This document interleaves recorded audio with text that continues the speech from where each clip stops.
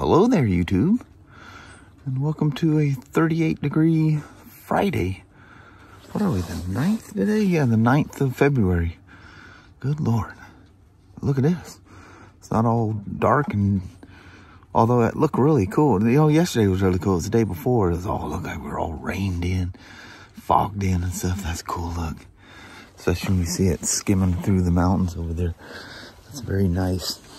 Very pleasing. You guys probably haven't figured it out, but I really like the mornings. But anyway, it's Friday. Let's head on south and bust out today and come back and start a weekend. Looks like tomorrow will be nice. Sunday goes right back to pouring rain. At least we get one day and go ride or go do something. So anyway, fingers crossed. Not quite as foggy and fogged in today as it was the day before yesterday. But someone in the distance has a brush fire or something going, and it smells so good. Nothing like a foggy morning and smelling a fireplace. It could be a fireplace too, but it's, I don't know what it is, but it smells really good. It fits the kind of foggy, cool morning. It's Friday. Hope. Gives you the hopes for a nice weekend. Hopefully we can get some rides in. Alright, that's some cool truck sitting right there at Peterbilt and at Kenworth. God almighty. 43 and cloudy this morning. But the best thing about this morning is it's Friday morning. And tomorrow looks like it's going to be a nice day. Yeah, hopes of a ride. That'll be nice. Mama? Speaking Friday, yeah. Let's get the work day part of it done. Yeah. All right. Have yourself a wonderful day there, Mama. You too, babe. All right. Love you. See you. Bye. Bye-bye now. So, don't mind this dangling because it's a GPS. I'm trying to decide where we're going to put it. He's got some different mounts coming and stuff for it, too. Everything's good. Works. Except for triggering the halos when you go into high beam. So you tie in, it's a wire that triggers the relay. You tie into the high beam. Only problem is, it turns out the high beam is controlled by the VCU. It's creating a ground, not 12 volts to it. So met the customer, super nice. He's in contact with them to ask them how they were doing it, because there's some videos of them just saying, oh, just plug into the high beam circuit and it works. Well, it don't. It creates a ground, not power. And so anyway, he's got some phone call into them, the manufacturer, and maybe go with a switch instead of letting it auto with the headlights. I would rather do it automatically. Everything's tucked, everything's wired. That just needs some cleaning up once we sort out what we're gonna do, because I may have to undo some of that. But there she is. More plastic off. I don't know, more pieces, side panels, so I could gain access into areas, and so I could tuck everything neatly away. Everything's zip tied. Nothing's in the way. Anybody that ever does a valve inspection, air filters, none of my stuff is in the way. Everything is nice and cleanly tucked. But anyway, we're bailing out early. It's slow up there, so they're kicking Kelly out, so we're leaving about an hour early. In fact, she's probably waiting for me now. But with different customers coming and looking at it, because this is like the only one in existence around here. It's too bad they got to see it with nothing on it, with all her little skirts and stuff all taken off. Cute little thing she is. But anyway, another hard to vlog day down here. I sure like this thing. Holy moly. Well, I'm sorry I didn't do any more deep diving on that XL750R Transalp. But I was busy today, and one of them was getting that thing sorted out. She's all wired in, nice, tucked in, nice and tight. So what we were thinking about doing, I pulled a Honda Train tech that we have upstairs. It's also got the Honda training. And then Brian up there has got, he's fully certified with Indian. He's our main Indian tech. And we were going over that thing, and what I was thinking, and I'm afraid to do it, because I mean the bike itself is so dadgum rare, and you know, even the accessories that go on it, you know, in back order if we damage something. But what it looks like you could do, what happens is that the high beam light, when you put it in high beam, it goes to ground. So the BCU is grounding, not adding power, like I was saying. So what we're thinking about doing is reversing the relay so that the relay always has power, and let the ground at the headlight, when it switches to high beam, let that complete the circuit. But we're afraid that it shouldn't be I mean, it can't be hardly any amperage to speak of, you know, to, you know, creating that ground, letting the headlight be the ground. Because when you push I wish I had the diagram so I could show you. I guess I could put it on my iPad and show you, but the switch cluster is, wow, it's pretty wild. And the switch cluster, you know, with all the buttons, there's only one ground. Well, actually, there's more than one, but one related all to the headlight. And that's going directly, that's sending that ground signal to the BCU, which is then sending it to the headlight itself. We're just afraid that it could backflush. But the customer is cool, and literally left a voicemail with a Cyclops, you know, because we both seen what's it? Something. Dork is in his name. They came and put the guys from Cyclops came down and put a headlight in his 750 Transalp. And you know, they didn't show that part where they're up there, and all they said is, yeah, you just, you know, connect it to the high beam, so that when you switch the high beam on, it triggers the light. But they didn't go into any other details than that. So anyway, he's gonna, as soon as he gets an answer from them, he'll contact me and you know, or come by, whatever. I think he lives far away. I don't know why he was there at the store, but anyway, because he might have been getting other stuff or had business there in town or something. Anyway, he'll let us know what they say, and we'll go from there. I think they're probably going to have us reverse that, you know, the trigger for the relay, and just run it backwards, and let, when you trigger the headlight, that will create the ground for the relay. But I'm not sure about that. Very modern setup, man. And the deal with the whole, oh, and that one, that accessory harness, you know, I made the little plug. Oh, I didn't even talk to you guys about that. Anyway, I had to make a plug to complete a circuit. And there's a piece that comes with the power socket on the dash. And that part has actually been discontinued, but we found some dealers that had it, because it comes with the kit, but it was available as a separate part. We found some dealers that had it, and Kelly got a hold of them, and they're sending that to us. So, I mean, my little temporary thing will work, but it is temporary, and it's not the correct thing. That's not what Honda wants you to have in it. But that's pretty cool. So I'll give up the ghost here on, I told you something's going on seat-wise that I didn't know how that was all going to work out. But it's worked out, and it's on its way. Doug Morgan, I don't know if you guys remember, what was that, 2019? Maybe 2018. I think it was 2019. Him and Shawn came down.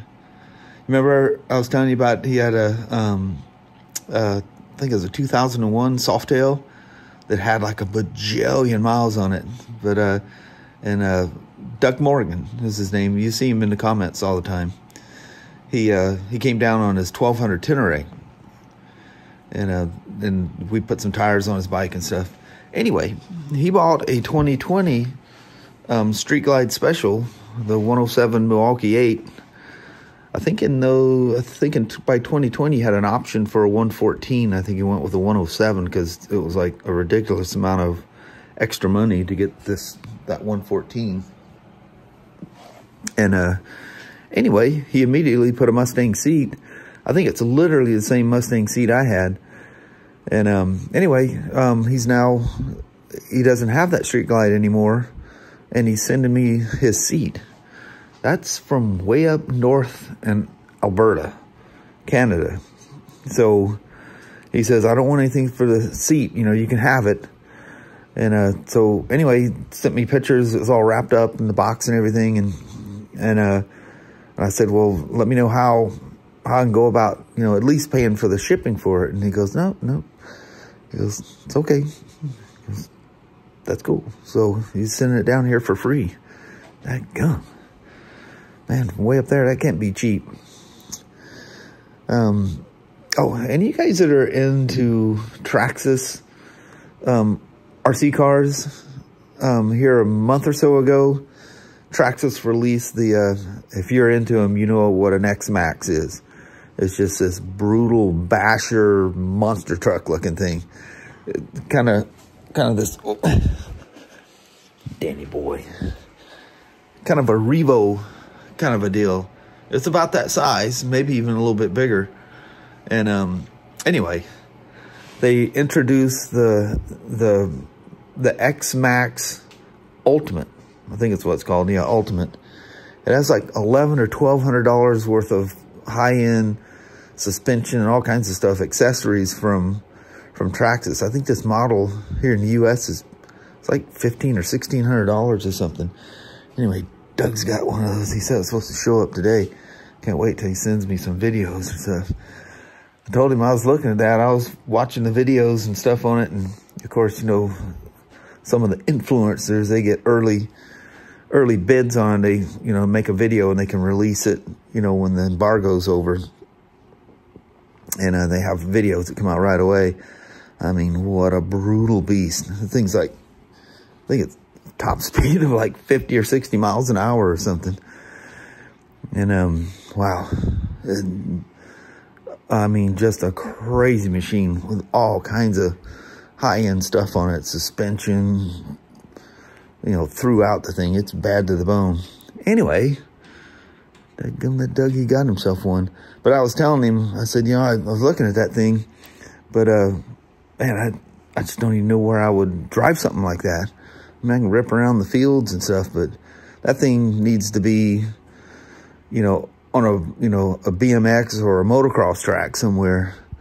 They got some things where they were romping that thing around a skate park and stuff. Oh, that'd be cool. And, you know, I'm kind of one of these fly under the radar guys. You go out to a place like that and you pull out that X-Max Ultimate and, you know, and you just draw a crowd, and I'm not really big into that. But it's super fast. It's no rock crawler. Like, no kind of rock crawler. Even that Rustler that Ryan gave me, that thing has like no low speed. That thing wants to just go, go, go.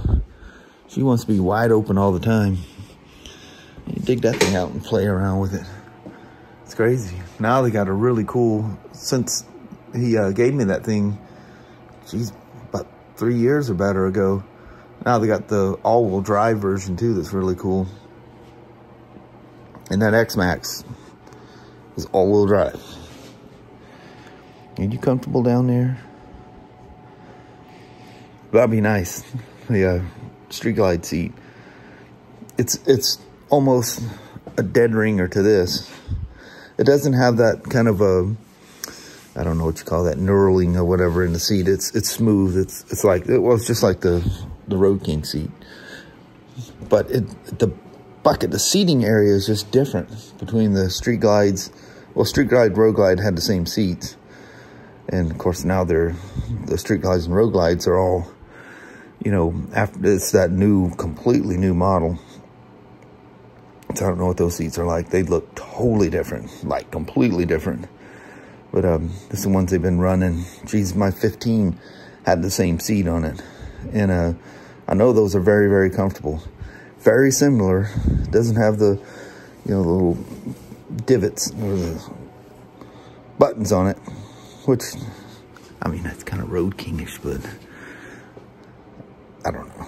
Just not my thing. But this has a very weird, kind of wants to slide you forward. And it doesn't have like a bucket that you sit into. Where the Street Glide seats, which this is a Street Glide seat, has a very distinct seating area. And you have that little, I guess you can't really call that lumbar, but you have a little bit of, you know, a back area to it where you settle in. But that's very cool of him. Can't believe he's doing that. Oh, there's that box that was covered by the dog food bag. It's stock spark plug cap off of the old Classic. That was just some plug wire I got from work. I need to take the tools out of there because I can modify that pin. It just takes the smallest amount. And I've seen somebody using one of those. If you pay attention, and if you look into this, you'll know who it was. But anyway, I got a glimpse of it and I froze. I got the screen back where it was and I go, uh-huh. They sanded that thing down. You can see it was worked down. So they know it doesn't fit that hole. As far as I know, that is the J-Series engines is the only one that tool is used for. So, yeah, they know it doesn't work. But the difference between that number 3 Stanley screwdriver is like 90, it's like 1/4 of a millimeter. It won't take nothing to machine that thing down. Like I can just put it in my drill press over there and just key down on it, use it like a lathe. As far as that goes, I could probably stick an end of just an electric drill and smooth it down. But anyway, so I'm gonna roll out of here. Mom and I did a goodbye when we first got home. In fact, the car was still sitting out there in the driveway idling. And we did it was still daylight out. The lighting, I haven't looked at it, but it looked very blue when I was recording it. I should have did some kind of a white balance adjustment, but I didn't. But we got our first after work goodbye vlog. Of course, we got out an hour early, or I mean about 45 minutes by the time we got out of there. But anyway, we're gonna run to that, and that'll be it for the day. Keep your fingers crossed for a ride tomorrow. I was looking at the weather. It went up a degree. It's supposed to be 52 instead of 51. And partly cloudy. So that'll work. Look forward to a ride. We sure are. Well, hello there, you two.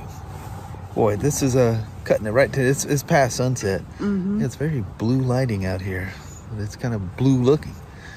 Kind of overcast a little bit, but the sun several times was out. That was a very nice ride home.